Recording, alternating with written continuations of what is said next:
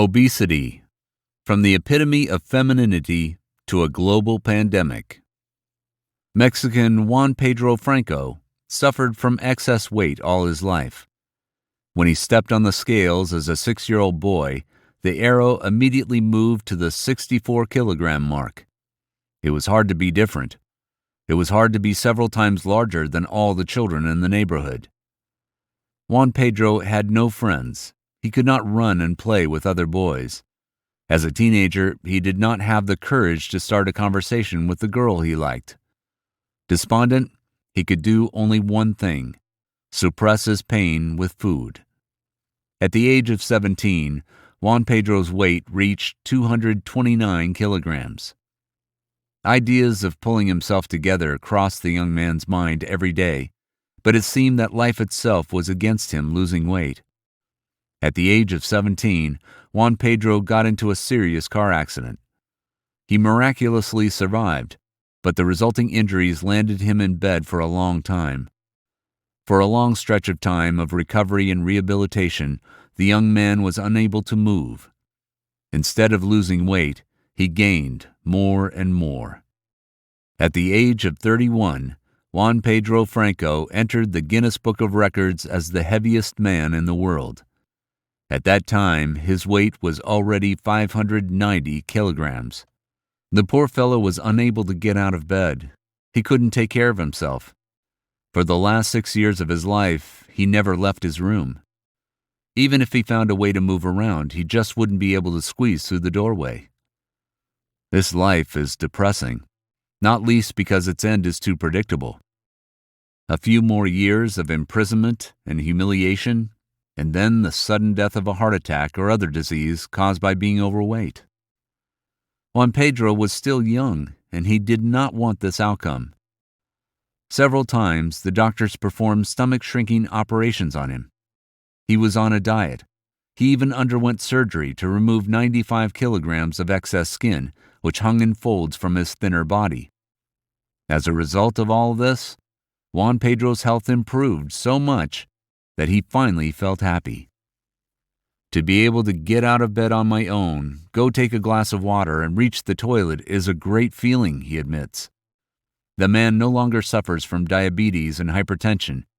He can move independently and walk down the street, leaning on a cane. Juan Pedro no longer wants to be the heaviest man on the planet. Now he has a goal: to become the person who dropped the most kilograms.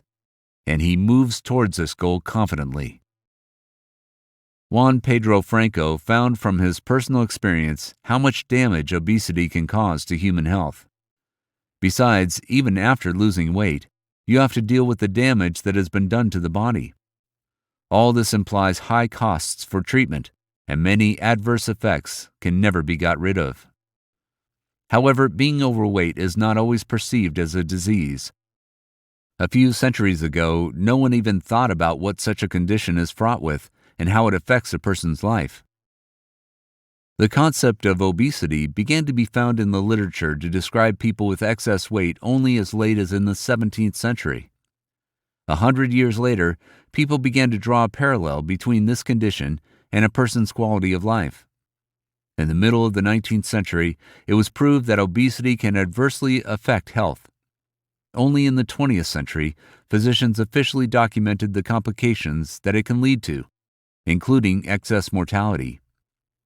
As recently as in 2004, the World Health Organization declared obesity a global pandemic and a global public health crisis. At that time, overweight was observed in more than 1 billion inhabitants of the planet, that is, in every 6th person on Earth. Of these, about 300 million were obese. The list of diseases that develop against the background of obesity is incredibly long. It includes cardiovascular diseases, hypertension, type 2 diabetes, cancer, arthritis, osteochondrosis, reproductive dysfunction, respiratory and digestive diseases. One of the heaviest people in the history of medicine was an American named John Brower Minock. Born in 1941 in Kitsap County, Washington, at the age of 37, John had serious problems due to heart and respiratory failure. His weight is estimated at about 600 kilograms, But at that time, the doctors could not find out for sure. Due to the large size of his body, health problems, and inability to move, weighing the man was almost impossible. When John Manock's health condition required him to be hospitalized urgently, it took more than a dozen firefighters and rescuers to carry it out.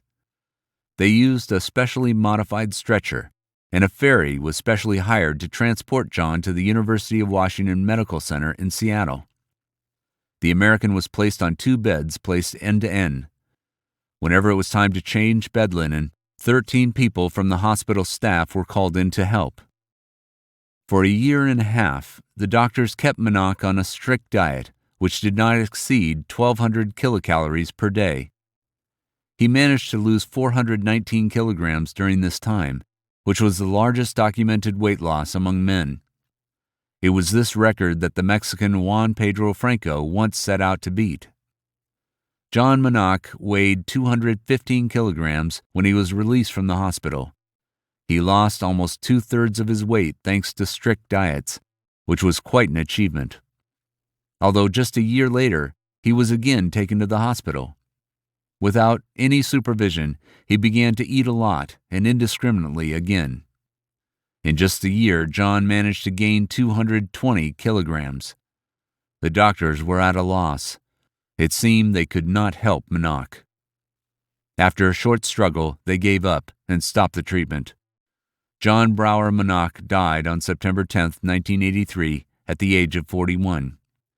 At the time of his death, his weight was 362 kilograms, and his body mass index was 105.3, while the norm was 18.50 to 24.99.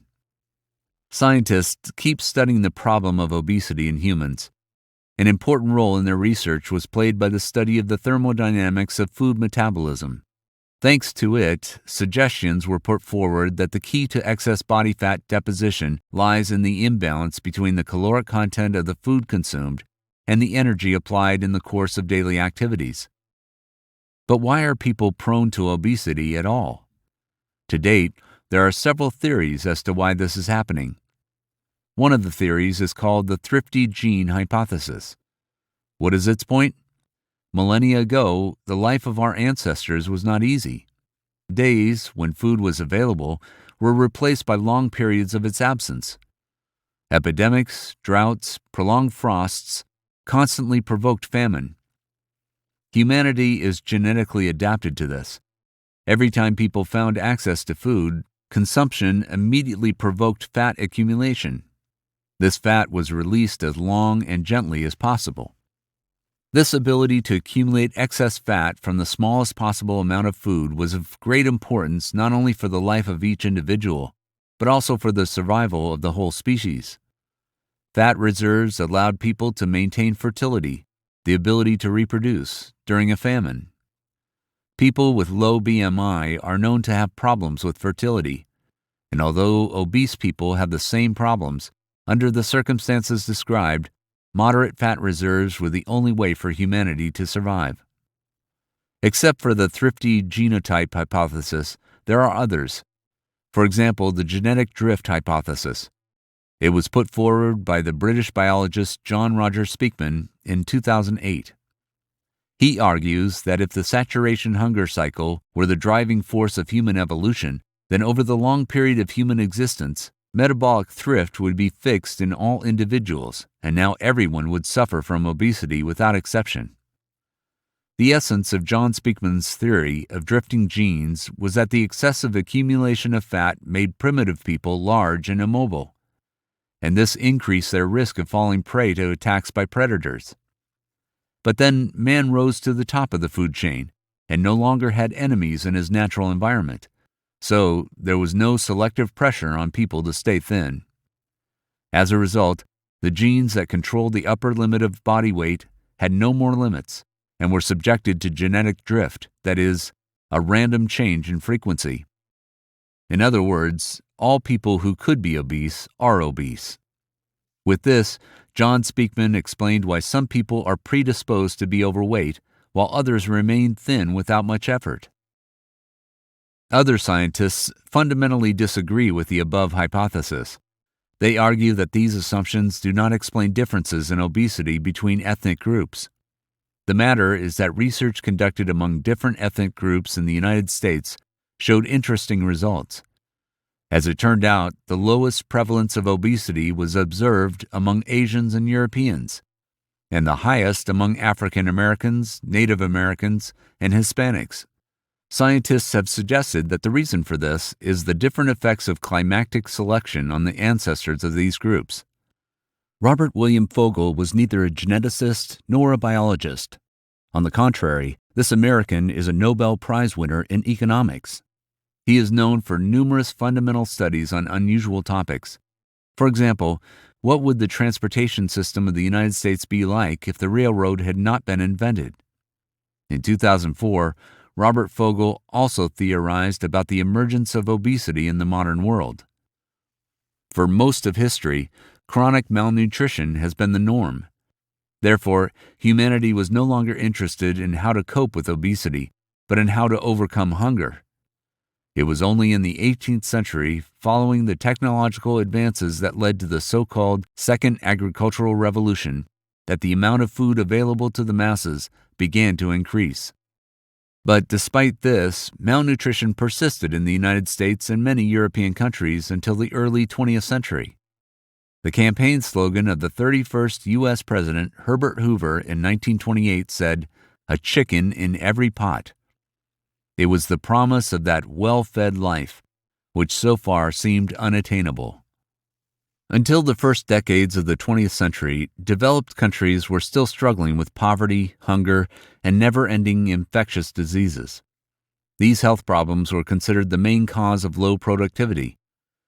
British physicians noted the poor health of children from poor families as a result of poor nutrition.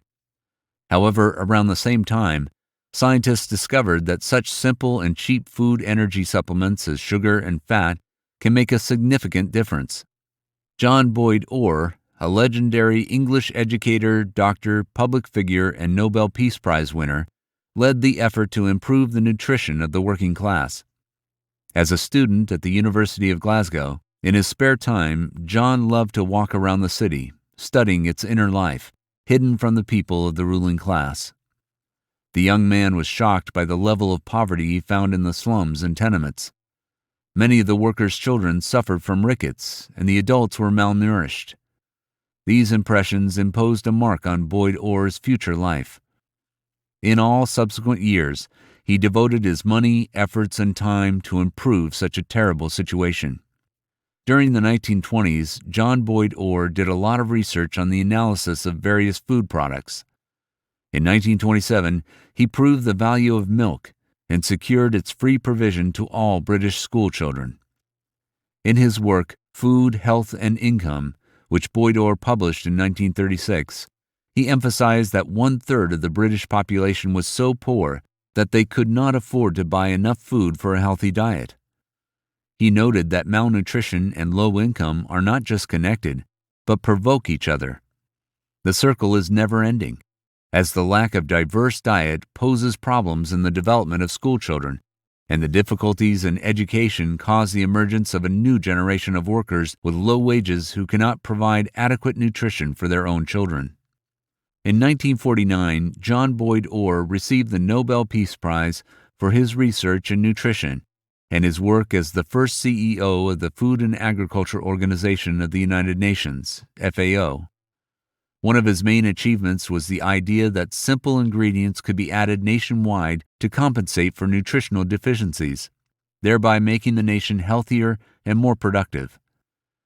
These components do not have to be plentiful, but they must be nutritious and tasty. FAO's main objective was to increase the availability of inexpensive sources of calories. First of all, edible fats and sugars. They really succeeded. According to the Food and Agriculture Organization, by 2002, world food production had reached about 2,600 kilocalories per capita. By 2030, it should reach more than 3,000 kilocalories. At the same time, the average need for an adult male is approximately 2,000 kilocalories. The results are impressive, leaving aside the fact that for the last 80 years, refined sugars, and vegetable oils have been the main sources of total calories. Of course, the mechanism behind the onset and development of obesity is more complex than excessive sugar intake and lack of exercise. Not all people who are fond of proper nutrition and sports are able to keep their weight under control. Excessive weight gain is also influenced by both genetic and pathophysiological factors. However, malnutrition and limited physical activity significantly increase the effect of these factors. Michigan resident Carol Ann Yeager was talked about on virtually every talk show in America in the 1980s, but her popularity did little to please her. After all, the reason for such success was the award of the title, "The Heaviest Woman in the World," to her. Carol's documented weight was 544 kilograms with a height of 170 centimeters. The reason for her excess weight, the woman called an eating disorder against the background of childhood psychological trauma. Some events in Carol's early life were so traumatic that over the following years, she diligently tried to suppress her memories of them with food. Carol could not move on her own because her muscles and bones could not withstand such a heavy load. She suffered from a wide variety of health problems. She had immunodeficiency, bacterial cellulitis, shortness of breath, extremely high blood sugar level, obesity of the heart and other organs. Over time, these problems have multiplied and worsened. During the last years of Carol's life, she was hospitalized on average every 2 months. Each such hospitalization required the participation of an entire fire brigade, which helped with her transportation. It took 24 firefighters to load the woman into an ambulance. Such trips cost the city $450. In recent years, Carol Yeager was no longer able to take care of herself on her own. She was cared for by both health officials and family members. Carol reproached herself daily for being a burden to others. Therefore, at some point, the woman decided to move to a nursing home, despite the fact that she was barely 30 years old at the time. Carol Ann Yeager died in 1994 at the age of only 34. The cause of death was kidney failure caused by severe obesity. Despite her weight, the woman never suffered from loneliness. Throughout her life, she had many boyfriends and even became a mother twice, giving birth to a daughter, Heather, and a son, Stephen. And yet Carol had always considered herself an ugly imitation of a real woman.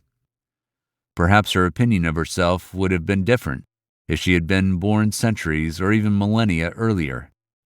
In 1908, the Austrian archaeologist Joseph Somebody took part in one of the archaeological excavations on the territory of Austria-Hungary. Joseph knew his business well. It was not for nothing that he was in charge of the Department of Prehistoric and Early Historical Periods at the Natural History Museum in Vienna. When a small figurine was removed from the ground, the scientist caught his breath. Measuring 11 centimeters, it was made of oolitic limestone tinted with red henna. The figurine depicted a fat woman. Her breasts, belly, and thighs had large, rounded shapes. Clearly defined lines emphasized the navel, and arms folded across the chest. The carved details of the headdress were clearly visible on the head. Joseph Sombathy's heart was beating loudly in his chest. In his hands, he was holding a figurine aged about 29.5 thousand years, and she was surprisingly feminine and exciting. She was wonderful. The figurine was named Venus of Willendorf, in honor of the town of Willendorf, near which it was found. It is a wonderful example of the Cro-Magnon culture of the late Paleolithic. Exhibited at the Natural History Museum in Vienna, the figurine is now valued at $60 million. To this day, scientists are at a loss as to whether this figurine is an image of a real woman or the embodiment of what was considered the ideal female beauty about 30,000 years ago. Some scientists believe that the Venus of Willendorf was a symbol of fertility and identify it with Mother Earth. Other researchers, however, entertain the idea that such figures played for Cro-Magnons the same role that images in Playboy magazine do for modern people. One thing was unequivocal: the depicted woman was an object of adoration.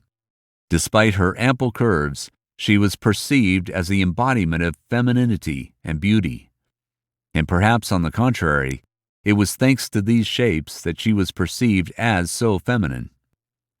Why was obesity synonymous with beauty, happiness, fertility, and even life itself millennia ago? Once people were engaged in hunting and gathering, then they switched to agriculture and the domestication of animals. But both under the first scheme of life and for a long time under the second, they had to fight nonstop for their survival. Even having an opportunity to independently grow their own food, humanity moved from periods of short-term saturation to long-term hunger. Despite an increase in the number of farmers and a booming trade, food supplies remained scarce, unstable, and subject to the vagaries of nature. If you open the Bible, you will surely notice the fact that it is filled with images of food. There is a simple explanation. The Bible was written for an audience that spent most of its time starving. Images such as manna from heaven gave people palpitations, and the phrase land flowing with milk and honey appears in the Bible as many as 22 times, and each time sounds like a magic spell. Therefore, it is not surprising that all important biblical events always end with feasts, and it was food that was sacrificed to God. The required quantity of food was not always available to everyone. Ample curves were perceived as something natural only to a deity. Being overweight was synonymous with wealth, health, longevity, and thus beauty. It is especially easy to verify this if we analyze the works of art of the Renaissance. The Dutch painter Peter Paul Rubens, one of the founders of Baroque art, developed his own approach to depicting human figures. The men of Rubens in his paintings are always taut, broad-shouldered, with well-developed muscles of the arms and legs. Women, on the contrary, are characterized by extreme friability of curves. Many of the artist's canvases depict large, well-fed female bodies, which is consistent with the ideals of female beauty common in the era when Rubens lived and worked. The most striking example of this is the painting Three Graces, painted in 1635. This can be observed in the works of Michelangelo, if you start to examine in detail the frescoes of the Sistine Chapel, or pay attention to the contrast between the figures of Mary and Jesus in the Pieta sculpture.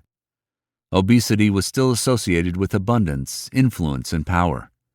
Besides, it was perceived as something earthly and thus opposed to the spiritual. The French painter of the second half of the 19th century, Pierre-Auguste Renoir, created many talented works throughout his career. The central image of almost all of them was women. Renoir lived a long life, and from young to old age, he painted the women who surrounded him: his wife, mistresses, girlfriends, actresses, professional models, and just girls from the street. With his painting, The Bathers, Renoir earned the title of the great nude artist of our time from the art critic Arsène Alexandre. The painting depicts naked girls of extremely large shapes. A positive attitude towards people who are large in size is reflected not only in painting, but also in the literature of that time. The cheerful and good-natured fat man Sancho Panza, coming from the pen of Miguel de Cervantes, is contrasted with the sad and melancholic Don Quixote.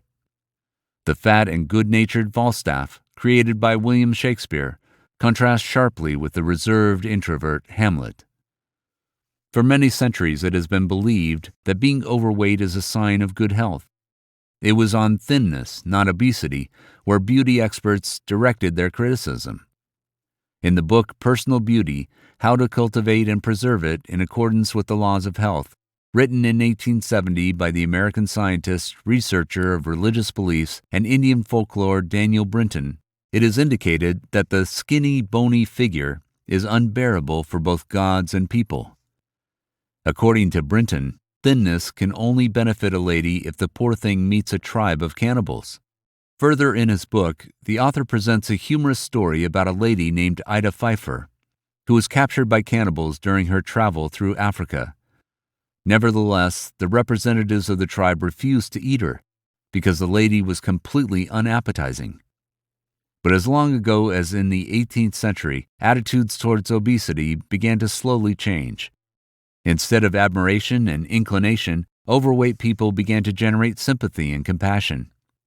Marty, the hero of the play of the same name, staged in 1953 by the American director Paddy Chayefsky, explains his lack of popularity among the female representatives precisely by his thickness. Marty causes sympathy and pity. His overweight gradually becomes a sign of unattractiveness. This change in public opinion was the first step towards recognizing excessive body weight as dangerous. Although being overweight was perceived by people as something equivalent to health and beauty until recently, some doctors have long begun to blow the whistle about this. The first among them was the doctors of ancient Egypt. As early as thousands of years ago, the Egyptians began to be interested in the diet as a means of preservation of health. They understood that both the quantity of food eaten and its quality were of great importance. Their method of restricting food intake was primitive. In the 1st century BC, the ancient Greek historian Diodorus Siculus wrote that many Egyptians willingly eat too much, but after that they always cause vomiting to get rid of what they have eaten. Herodotus, who in one of his treatises also mentioned this phenomenon, noted, "The Egyptians vomit and cleanse themselves 3 times a month in order to preserve their health, which, in their opinion, is mainly undermined by the food they eat." In the 6th century BC, Pythagoras also wrote about the importance of controlling and regulating one's diet. Instead of eating first and then disposing of the food he ate, Pythagoras advocated moderation. No man who values his health should violate the limitations of moderation, whether in childbirth, diet, or concubines. The ancient Greek philosopher Plutarch was not a doctor, but this did not stop him from noticing the connection between weight and health.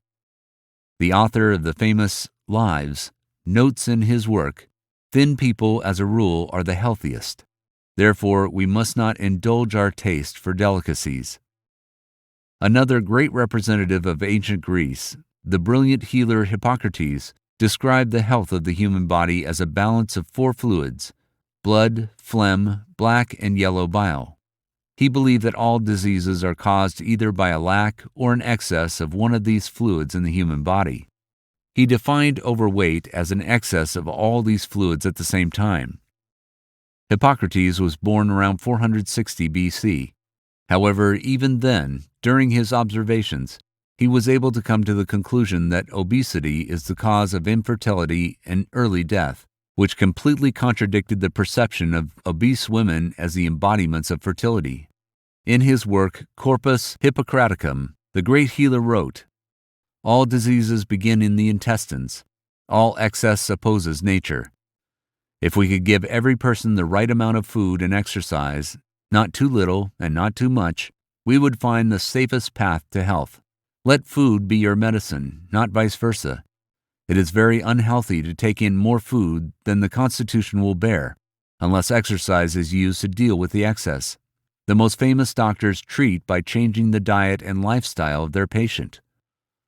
Almost 2,500 years have passed since these words were written, and they are still relevant. The ancient Roman physician Galen, who lived 200 years after Hippocrates, fully shared the views of his colleague. The son of a wealthy architect, Galen received an excellent education and traveled a lot, collecting various information on medicine. Having settled in Rome, he healed the Roman nobility, eventually becoming the personal physician of several Roman emperors.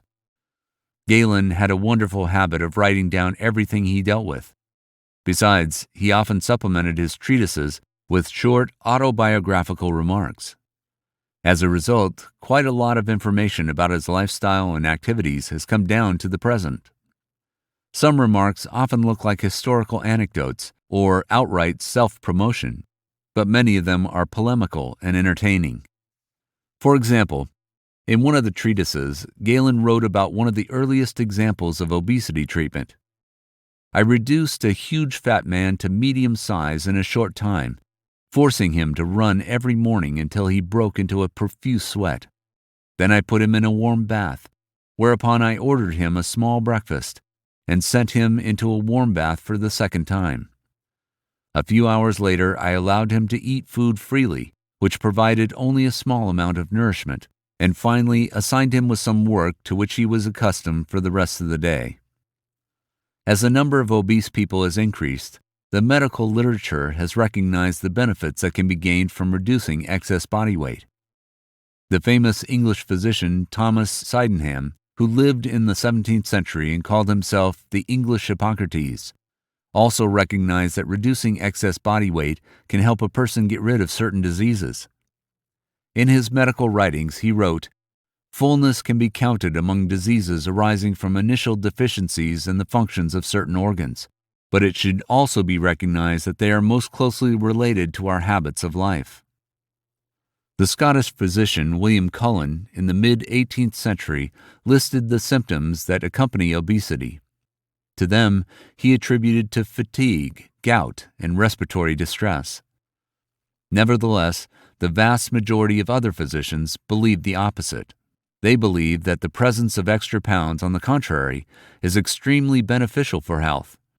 It was believed that this provides a supply of vitality that gives a person a chance to survive a long-lasting illness. At the same time, any thinness was considered painful and was associated with neurasthenia. It was believed that thin people are mostly irritable, get tired quickly, and are completely unable to efficiently perform either physical or mental work. When visiting patients who suffer from excess weight, instead of recommending a reduction in calorie intake, doctors focused on even more weight gain. Their logic was built approximately as follows. In the absence of antibiotics and effective drugs, the patient with chronic diseases gradually lost weight and then died. Doctors believed that the fatter a person, the greater his resilience. Oddly enough, the first to blow the whistle about mass obesity were not doctors at all, but insurance companies. In the early 20th century, the first findings appeared that established a direct link between being overweight and increased mortality. Insurance companies have realized that overweight policyholders die earlier. Based on these statistics, physicians trace the relationship between the rising prevalence of obesity and the rising rates of cardiovascular disease in the population, and only then did they speak out loud about obesity as the problem. Around this time, psychiatrists began to increasingly mention the excess weight issue. And although the association of overeating with depression, hypochondria, and melancholia has been described for a long time, this time the corresponding conditions got their names: bulimia and anorexia. Thanks to psychiatrists, obesity was no longer seen as just the result of nutritional extravagance and lack of physical activity. Now it was also perceived as a consequence of internal conflict and physiological disorder. Obesity research began in earnest in the 1960s, and soon fat was defined as an organ with its own hormones, receptors, genetics, and cell biology. Doctors came to the conclusion that fat is a separate endocrine organ that produces hormones and releases them into the blood.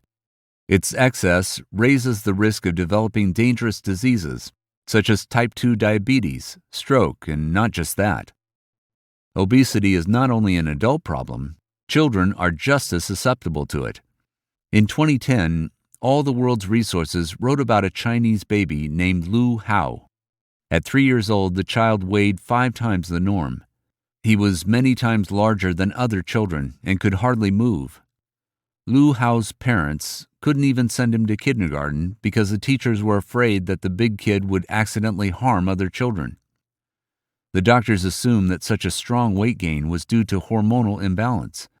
But there was also an opinion that Lu Hao just fell victim to the Chinese little emperor syndrome. Since Chinese families are allowed to have no more than one child, numerous relatives pamper their dear grandson and nephew in any way they can. After Lu Hao began to be talked about all over the country and beyond, the boy's mother finally turned to doctors with a request to help her son to lose weight. Since nothing more had been heard from this unusual child over the past 12 years, we can only hope that he has nevertheless lost weight and is now not much different from other boys of his age. And although obesity as a global catastrophe was really talked about only in the 20th century, long before that, scientists had at their disposal 3 scientific discoveries that made it possible to understand the nature of weight gain and even manage it. We're talking about the thermodynamics of food use, nutritional ingredients and their metabolism, as well as a refined definition of obesity. What is all this? The history of human body thermodynamic study began to unfold in the late 18th century. A variety of scientists of that time contributed to the research. For example, Francois Magendie wrote about the source of nitrogen necessary for tissue synthesis, and James Prescott Joule about the connection between muscular mechanical work and heat release. Based on these fundamental discoveries, subsequent studies of nutritional balance with increasing levels of exercise were carried out. Gradually, respirometers were invented, devices for measuring oxygen consumption rate and carbon dioxide release during breathing. As the connection between the production of heat from muscle work and the conversion of food into energy began to be discovered, nutrition became an observable science that made it possible for the nutritional value to be expressed in calories. It was from this time that food scarcity and hunger based on social class became quantifiable. At the same time, other scientists could present fundamental achievements in the study of digestion and hunger physiology. For example, William Beaumont and Walter Bradford Cannon did gastric physiology research. Their questions about the sensation of hunger paved the way for research into gastrointestinal absorption, fullness sensation, and nutritional deficiencies. Further findings regarding nutritional deficiencies provided the basis for obesity pharmacological therapy. According to the World Health Organization, there were more than 1.9 billion overweight adults in 2016 over the age of 18 worldwide. Of these, over 650 million were obese. For the first time throughout the known history of humanity, overweight people on one side of the scale outnumbered those suffering from inanition on the other. In the same 2016, the World Health Assembly welcomed the report of the Commission on Ending Childhood Obesity, as well as the recommendations contained therein regarding the fight against conditions that contribute to weight gain. Besides, in 2017, the World Health Assembly approved an implementation plan for the Commission's recommendations, prepared to guide further action at the country level. For the first time in history, humanity, accustomed to the endless struggle against hunger, has launched a global war on obesity. But I'm afraid we still have a very long way to go in this difficult struggle. After all, there's so much delicious. Sincerely yours, Dr. PopMed.